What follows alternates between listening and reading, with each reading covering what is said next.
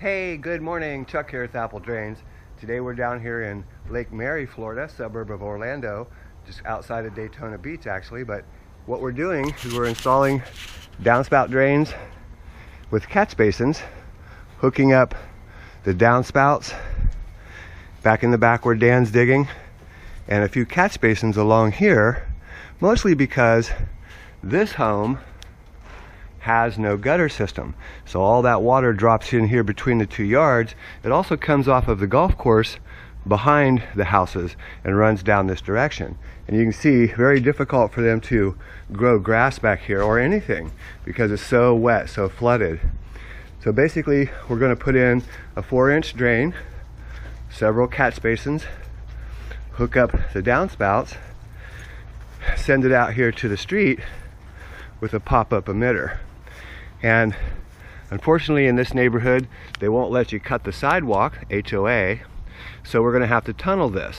And so I've already done the prep work, you can see, on both sides. Of course there's always a problem when you have sprinkler systems. You can see here's a cable line, we've got a sprinkler line, and there's actually a sprinkler head right here. This makes it difficult to tunnel the sidewalk. So we started our excavation, the trench from the downspout, and of course normally we do find a lot of this. If you can see it, we've got a sprinkler and it's right in our way, but not a big deal. We'll just move over a little bit and hook it up. Good shovel deep as we go. You'll notice that we put all of our dirt here in Florida especially onto a tarp because it's all sand, and it's a lot easier to put back in the trench, and of course underneath of the tarp it's quite clean. So we're going to continue the line on down, and here at this alcove of their house, they're actually going to extend their kitchen out here, so this will be an addition. But here in this low spot you can see there is no grass. Water just won't let it grow. So we're going to put a catch basin here, probably put another one back up there in the center of this section between there and the downspout, as well as another one in this area here somewhere, because water's just running down through this area. We want to collect that water and of course hook up that downspout and send it out here under the walk out to the curb where it can properly discharge. So to tunnel a sidewalk, it's the same no matter where you live. Basically you need to do some prep work. We need an area that we can put a long shovel under first, and we're going to scrape at the top of the sidewalk and scrape down. Then we come back underneath and pull the dirt out. We go all the way as far as we can go with the big shovel, then we'll switch over to a trenching shovel.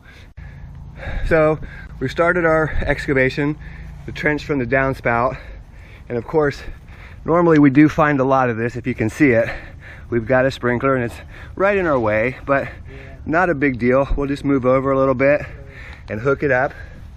Good shovel deep as we go. You'll notice that we put all of our dirt here in Florida especially onto a tarp because it's all sand, and it's a lot easier to put back in the trench, and of course underneath of the tarp it's quite clean. So we're going to continue the line on down, and here at this alcove of their house, they're actually going to extend their kitchen out here, so this will be an addition. But here in this low spot you can see there is no grass. Water just won't let it grow. So we're going to put a catch basin here, probably put another one back up there in the center of this section between there and the downspout, as well as another one in this area here somewhere, because water's just running down through this area. We want to collect that water and of course hook up that downspout and send it out here under the walk out to the curb where it can properly discharge. The trenching shovel is a 12-inch long spade, about 4.5 inches wide, coming up to 6 inches wide. This is what we use to actually get underneath of the sidewalk. We'll do the same thing on the other side, a little bit more tougher over here with a sprinkler line in the way, but we should still be able to get through that. And then we'll come out here to the curb and we'll discharge at a pop-up. So with your large shovel, find the bottom of that walk. It's right there, about 3-inch pour. And now we're just going to start by slowly coming through.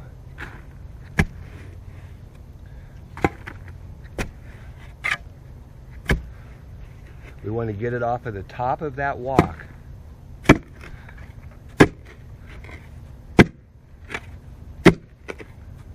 Okay, in just about 7 minutes you can see just how far I'm underneath the sidewalk with this shovel. Okay, so just in a few minutes I'm going to mark this and we'll put it up here so you can see where we're at. And I mean, we're just a few inches from the other side. I'm actually breaking through at the top. We'll go ahead and take a video of that in just a second. So you can see our tunnel. We just need to clean it out and widen it just a little bit. Long tunnel underneath the sidewalk. And you can also see why you need to stay at the top. At the other end, of course, we've got dirt laying in that line. You don't want to have a belly. So cutting sod, you could lay out a piece of pipe, but I'm just going to use my eye. We're just going to come right down along one side and cut off, just sink your shovel down in, lift up just a little bit, continue that, all the way down. Do the same thing on the other side. You just want to be a shovel wide.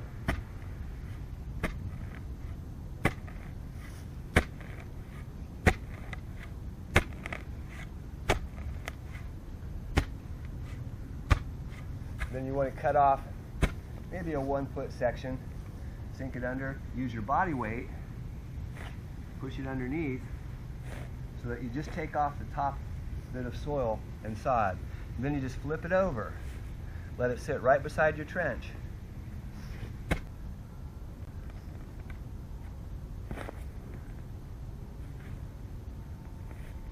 Take care of your sod because you want to put it back.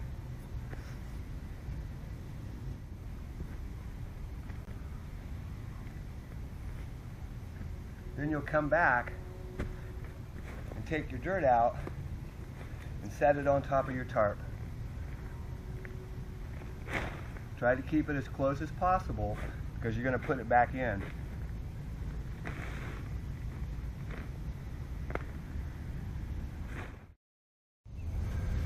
So digging through tree roots. A lot of people say use a chainsaw, use a reciprocating saw, the Sawzall. Well, you know, if it was that easy, this job would be really easy, but neither of those things work. Chainsaw gets gummed up so quick, gets the sand into it, it just doesn't cut. Same thing happens with any type of blade that you use. The only thing you can do is chop through it. And you can see what you need is axes and a mattock. It takes a lot of labor. So we'll start with the axe and just see how strong that root is compared to the human. Oh, it's a big one.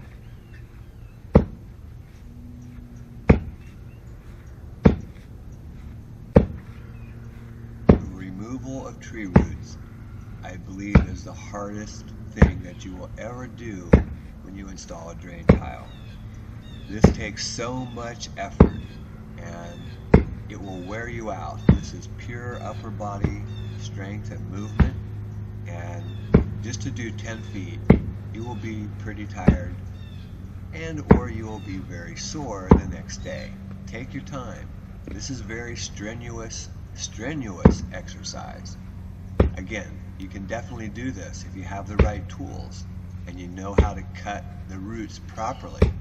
You just need a trench wide enough for your pipe to fit through at the proper level. And next, we'll try the mattock.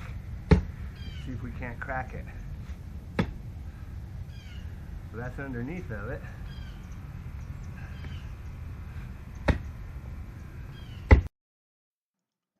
Over the years, I have tried everything that you can imagine. Chainsaws, sawzalls, reciprocating saws. None of these things work. They just get gummed up really quick. The chain becomes so dull that it won't cut a piece of paper. Even the trencher cannot cut this size root. There is only one way to do this, and that is with an axe and the mattock. I really like the mattock. They work great, they crack the roots, and they cut it. Give you a close-up of what we're working with. And you can see the mattock, there's the top of the root. The mattock does a great job, but when you get into this really hard wood, you got to use the axe. And of course, when that mattock gets stuck, it's really hard to get out. And there are plenty of them to go through, all the way back to about right here. You know, it may not seem like but 8 or 10 feet, but this will wear one man out to do it. So after you've cut both sides pretty good distance, we can take the mattock, use this big end, maybe we can break that out of there if you hit it.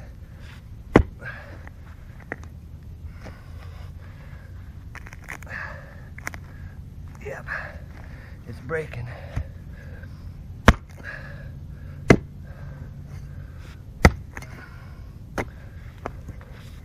There we go. That's one.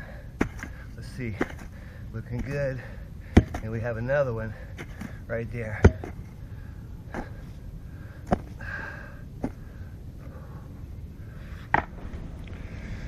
Okay, so with a little bit of effort and a lot of hard work, you can see we've gotten through all those tree roots. Now we just need to clean out the trench a little bit. We're at the right depth. Line goes down, comes out here at the walk where we tunneled underneath this morning. It'll come out right over there by the curb to a pop-up. So Dan's been busy back here. You can see he's dug almost 100 feet. Nice trench. You can see, again, things I talk about in other videos. You can see the groundwater here. We're down about 18 inches, and this is the level of water in the soil. And you can see it in different spots throughout the trench.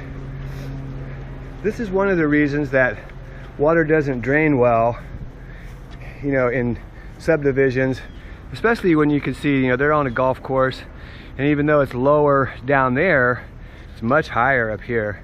And of course, they've drained the golf course extremely well. Where does that water go? Well, it ends up back here on people's properties and their foundations.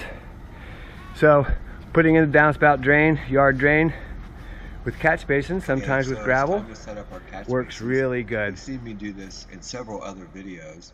You need to take off the lid. You'll need your handy dandy drill and a Phillips head screwdriver bit.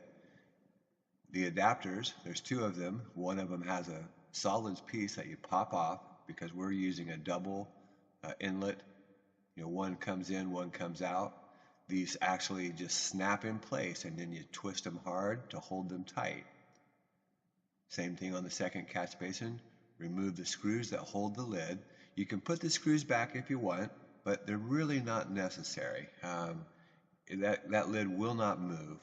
Same thing, there are instructions if you need them. Slide your adapter onto the side of the catch basin, twist it, it locks in place. Pop off your plug, same thing, twist your adapter onto the side of the catch basin, and it will lock in place. If you decide to put the screws back, again, just use your handy dandy drill and just screw it down tight. Again, you don't need to put screws back. Sometimes I do, sometimes I don't. It's really up to you. Next, we're going to go ahead and set these catch basins in place. We'll show you how to do that here in just a second. So here's the catch basin installed, and you can see the lid on it. And we're a little bit below grade because we want the water to drop into our basin. So of course we're a little bit below grade. Continue on. He's digging the next spot for the next catch basin. So now we're connecting our next piece of pipe to the catch basin. This pipe just slides inside that fitting. Then what we do is we take a screw and we secure that pipe, because it tends to work its way out. You can put it anywhere you want.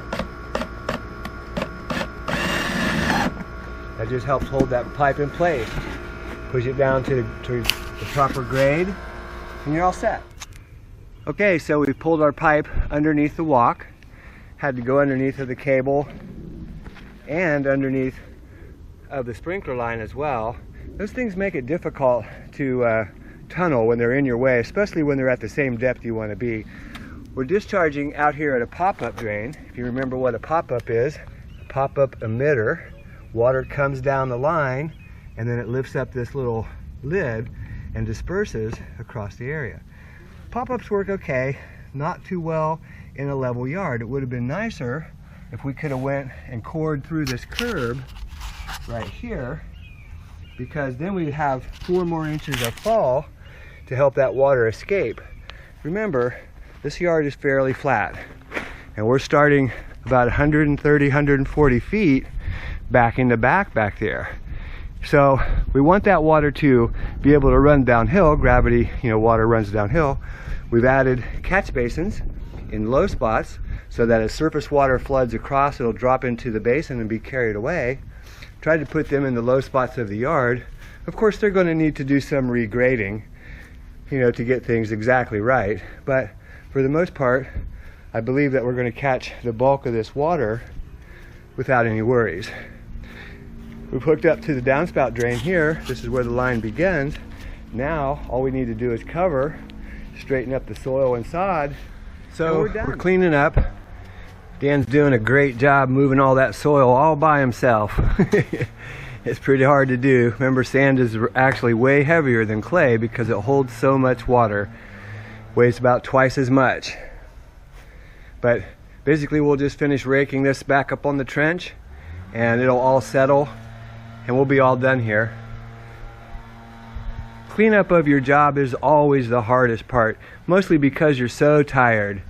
And especially if you're doing this all by yourself, you're going to be pretty tired. Better to do it in 2 days if you have to.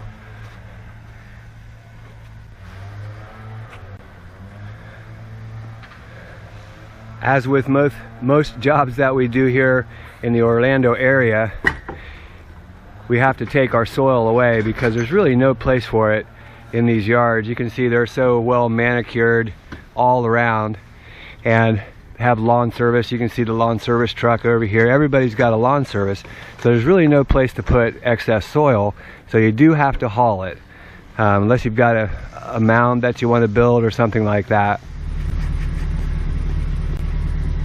So here's the pop-up emitter, you can see, and we've just left the sod off the top. It comes right up, water comes out the line, floods out and over the system.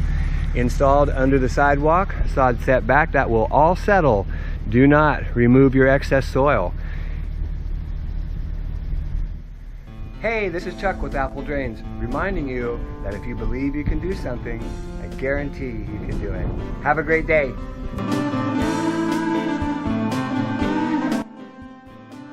Still watching? Sorry for such a long video. There's a lot of information that we do try to share.